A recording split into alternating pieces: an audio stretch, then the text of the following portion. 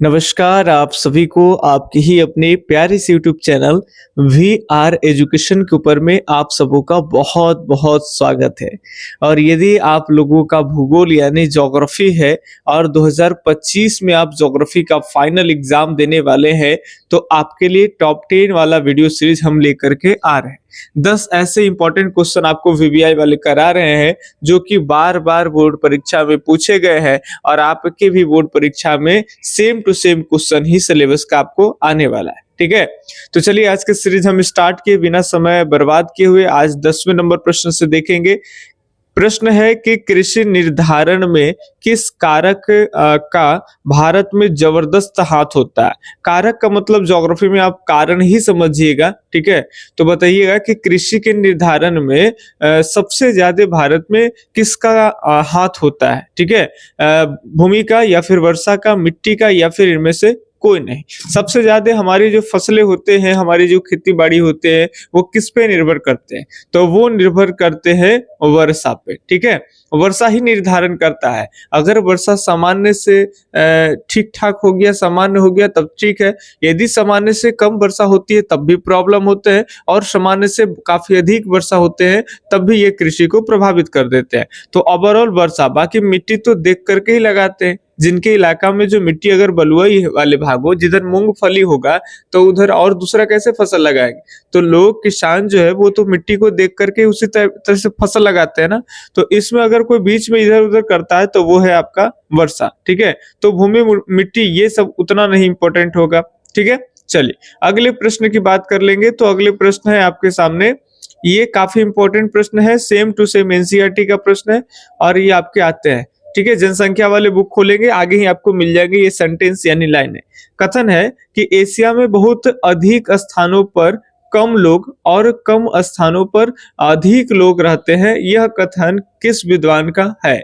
बताएंगे ये स्टेटमेंट कौन से विद्वान के हैं यानी ज्योग्राफर के हैं जिन्होंने ये बात कहे कि एशिया के अंदर में बहुत अधिक स्थानों पे बहुत कम लोग रहते हैं और बहुत कम स्थानों पे बहुत अधिक लोग रहते हैं। तो ये कथन जो है वो सीधा का सीधा आपको बता दे। बाकी आप सोचिए एक बार कि माल्थस सही होगा या रैडजल होंगे, जॉर्ज बी क्रेशी या इनमें से कोई नहीं। तो यहाँ पे बिल्कुल सही जवाब होगा आपका जॉर्ज बी क्रेशी। जनसंख्या वाला चैप्टर खोजेंगे तो वहां पे आपको मिल जाएंगे। अच्छा, जनसंख्या विभाजक वर्ष कब है ये भी पूछ लिए जाते हैं। तो 1921 ईस्वी में जनसंख्या का ऋणात्मक होने के कारण इस समय 1921 ईस्वी के समय काल को जब भारतीय इतिहास में जनसंख्या का विभाजक का काल कहा गया है। ठीक है, तो ये बीच का पॉइंट है जो आपको बता दिए, सीधा के सीधे आपके बोर्ड परीक्षा में पूछ लिए जाते हैं। ठीक है, चलिए हल्के प्रश्न है, ये सब तो आपको रिपीट के लिए सब जगह मिलेंगे। बताइए फूलों की कृषि कहलाती है ट्रक फार्मिंग या फिर कारखाना कृषि, मिश्रित कृषि या फिर आपके पुष्पोत्पादन? फटाफट से बताएंगे कि फूलों की कृषि क्या कहलाती है। बाकी अगर सही जवाब की बात कर लेंगे, एक मिनट, फूलों की कृषि की बात कर लेंगे तो यहाँ बिल्कुल सही हो जाएगा आपका पुष्पोत्पादन यानी डी ऑप्शन एकदम आपके क्या है सर, सही है। ठीक है, बाकी अगले प्रश्नों के ऊपर में देख लेते हैं फटाफट से। आज की सीरीज देखे, कॉपी पेन लेके बैठिएगा आप सब लोग और लिखिएगा कि 10 में कितने आपके सही हो पा रहे हैं। ठीक है, ताकि आपको और हमें भी एक अनुभव हो कि आपकी तैयारी किस कदर चल रही है। 7 नंबर प्रश्न है कि निम्न देशों में से किस देश में सहकारी कृषि का फसल परीक्षण किया गया है? ठीक है, रूस में, डेनमार्क में, भारत में या नीदरलैंड में? सहकारी कृषि, तो जब भी सहकारी कृषि अगर आपसे पूछे कि सहकारी कृषि का सफल परीक्षण कहाँ किया गया है तो वो ऑप्शन हो जाएगा आपका डेनमार्क।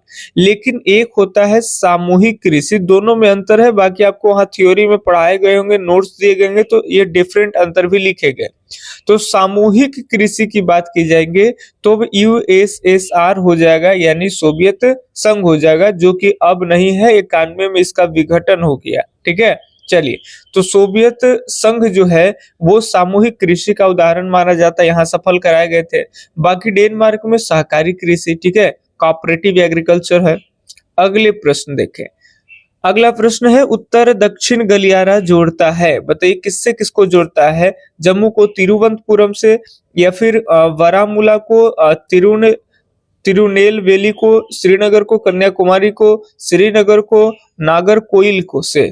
ठीक है, तो किससे किसको जोड़ते हैं, तो उत्तर दक्षिण गलियारा, इसको कहते हैं नॉर्थ साउथ कॉरिडोर। तो एकदम उत्तर में श्रीनगर और नीचे में एकदम दक्षिण में कन्याकुमारी, तो इसको जोड़ता है, इसको कहते हैं भाई नॉर्थ साउथ कॉरिडोर यानी उत्तर दक्षिण गलियारा। ठीक है, चलिए अगले सवाल की तरफ बढ़ते हैं फटाफट से। और आप लोग हमेशा सीरीज को देखा करते हैं तो प्लीज अपने से स्वेच्छा से लाइक किया कर दीजिए। ठीक है, और चैनल सब्सक्राइब नहीं किए हैं तो प्लीज अपने से सब्सक्राइब कर लीजिए। तब तक ही सब्सक्राइब करिए जब तक आपका एग्जाम ना हो जाए, फिर एग्जाम हो जाएगा तो आप इसको अनसब्सक्राइब भी कर लेंगे। ठीक है, चलिए इनमें से कौन नियोजित नगर है, बताएंगे कि नियोजित नगर जो नगर प्लानिंग कर करके एकदम प्लान वेब में बनाए गए हैं, ठीक है, उसको नियोजित नगर कहते हैं। तो कौन हो सकते हैं, चंडीगढ़, कैनबेरा, जमशेदपुर या इनमें से सभी। ठीक है, तो बाकी वहां पे आपको पढ़ना है। ठीक है, बड़ी डीपली से पढ़ेंगे। चंडीगढ़ शहर का जो है वो कौन इंजीनियर इसका पूरा डिजाइन किया है, कैसे क्या होगा, किधर शहर बनेगा, किधर क्या होगा। ठीक है, सारे इंजीनियर के द्वारा, बड़े बड़े दूसरे दूसरे देशों के इंजीनियर जो है इसको एकदम पूरा प्लान करके कि एकदम नक्शा उक्सा सब निकालेगा। ठीक है, तो ये ऐसे में तीनों है, चंडीगढ़ जिसमें भारत का है, कैनबेरा आप जानते हो ऑस्ट्रेलिया का है, ऑस्ट्रेलिया की राजधानी भी है, और जमशेदपुर भी अपना भारत में ही है। तो ये तीनों के तीनों प्लानिंग करके बनाए गए हैं। ठीक है, तो ये आपका डी उत्तर एकदम यहाँ सही हो जाएगा, डी ऑप्शन। फटाफट से 4 प्रश्न और है, फटाफट से देखिए। ये रहे 4 नंबर के प्रश्न है कि 2018 ईस्वी के मानव विकास सूचकांक में किस देश का स्थान प्रथम था। 2011 ईस्वी के मानव विकास सूचकांक में कौन से देश का स्थान प्रथम है, भारत का, न्यूजीलैंड का, आयरलैंड का या फिर नॉर्वे का। मानव विकास सूचकांक की बात कर ले, जिसको शॉर्ट में कहते हैं HDI। ठीक है, ये यूएनडीपी यानी यूनाइटेड नेशन डेवलपमेंट प्रोग्राम यूरो का एक एजेंसी है, और यहाँ से HDI प्रत्येक वर्ष प्रकाशित होती है। ठीक है, और इसमें अभी जो है वो, पहले तो करंट की बात कर लेंगे, तो अभी जो है वो नॉर्वे को भी पीछे छोड़ करके और स्विट्जरलैंड पहले स्थान पे है। ठीक है, लेकिन आपको सिलेबस के अकॉर्डिंग बता दे कि पहले स्थान पे कौन है, नॉर्वे है। भारत का स्थिति जो है वो धीरे धीरे बहुत ही बदतर हो रहा है। कहाँ जो है पहले 126 भी हुआ करते थे, तो फिर बढ़ करके 128वें स्थान, 129वें स्थान, 32वें स्थान। अभी वर्तमान में इस साल की बता दे आपको, 2024 का आंकड़ा तक के बता दे कि भारत मानव विकास सूचकांक में जो है वो एकदम पीछे चला गया, एकदम 34वां, केवल नहीं 134वां स्थान भारत को मिला है। यानी यहाँ विकास नहीं हो रहा है, झूठ मूठ के विकास के नाम पे। यहाँ के कुछ जाति हैं, उच्च जाति के लोग ही कहिए, जो बीजेपी के समर्थक के हैं। ठीक है, किसी को टारगेट नहीं कर रहे हैं, लेकिन पता नहीं या तो उनको ज्ञान नहीं है तो झूठ मूठ के हवा फैलाते हैं। ये सारे कुछ जानबूझ कर करके भी बाकी लोगों पे दबदबा बनाना, ये राज करना, या हमारे पार्टी के जो हमारा विचार से मेल खाता है या हमारे है उसको आप वोट करिए। पता नहीं किस मोटिव से झूठ मूठ कहता है विकास हो रहा है, दुनिया बढ़ रहा है, दुनिया में भारत का नाम हो रहा है, भारत आगे हो रहा है, सब चीज में एकदम भारत आगे निकल रहा है, पूरा सब देश को छोड़ कर करके। ठीक है, और ये ऐसी स्थान है कि 134वां स्थान है। बाकी बहुत सारे रिपोर्ट है। ठीक है, भ्रष्टाचारी का रिपोर्ट बढ़ रहा है, भ्रष्टाचारी में हम लोग एकदम पूरा पीछे चले जाए, खूब बड़ा बड़ा रैंक लेके आ रहे हैं। ठीक है, तो वो है, बहुत सारी चीजें हैं। ठीक है, तो बहुत अभी भारत में सुधार की जरूरत है। तो देश से, सरकार से तो नहीं होगा, व्यक्तिगत प्रयास से होगा। आप पढ़े, आप अपना देखें। ठीक है, तो यहाँ सही उत्तर हो जाएगा आपका नॉर्वे। ठीक है, चलिए, तो हर एक व्यक्ति के प्रयास से देश ऑटोमेटिक सुधरेगा। बाकी किसी नेता मंत्री पे पक्ष हो या विपक्ष हो, उस पर फुल्ली भरोसा करके काम नहीं होगा भाई। आसियान की स्थापना किस वर्ष हुआ, 1967 में, 1977, 87 या 97। तो आसियान का स्थापना सब जानते हो कि 1967 ईस्वी में होता है। इसकी मुख्यालय आप लोग लिखेंगे। बाकी आसियान धान की 10 बालियां, झंडे में आप पढ़े होंगे, सब सर्किल है, इसके झंडे है, और कितने धान की 10 बालियां बनाए गए हैं, 10 देश की ओर इशारा करता है, इंगित करता है। ठीक है, मुख्यालय कहाँ ये बताना आपको कमेंट करके। बाकी हल्का प्रश्न है, बाहरी देशों से कोई सामान मंगाया जाता है तो उसे क्या कहते हैं। थोड़ा सा शोर होगा तो माफी चाहेंगे। छत पे दिन के एकदम खुले ताजगी में वीडियो बना रहे हैं, तो जानते हैं कि कहीं पे अलग अलग बातें हैं, कहीं मंदिर उंदिर में बजता है वो लाउडली गाना वाना, ठीक है, ईश्वर परमेश्वर का। कहीं कहीं चिड़िया चहचहाती है, पास में रेल है, रेल का भी आवाज मिल जाता है, ठीक है। चलिए, तो उसके लिए थोड़ा सा माफी चाहेंगे, मैनेज कर लीजिए। बाहरी देशों से कोई सामान मंगाए उसे क्या कहते हैं, आप सब जानते हो। आएगा तो आयात, अब बाहर देशों में भेजेंगे तो जाएगा तो निर्यात हो जाएगा, एक्सपोर्ट, ठीक है। आएगा इंपोर्ट यानी आयात।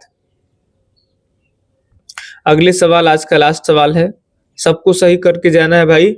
दक्षिण अमेरिकी राष्ट्रों में कौन ओपेक का सदस्य है? इसमें से कौन ओपेक का सदस्य है? Brazil, Venezuela, Chile, Peru.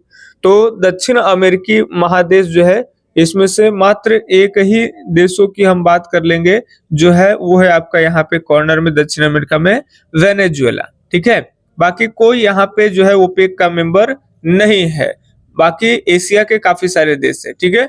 तो ये आपके 10 क्वेश्चन ज्योग्राफी के इंपॉर्टेंट वाले कराए। कमेंट करके बताएंगे कि कितने 10 में से आपके सही होते हैं, ठीक है। बाकी सीरीज को लाइक करिए, अपने मित्रों के पास शेयर कर दीजिए। हम मिलते हैं आपसे अगले दिन अगले वीडियो सीरीज में। तब तक के लिए धन्यवाद। जय हिंद, अल्लाह हाफिज, आपका दिन शुभ हो। राधे राधे।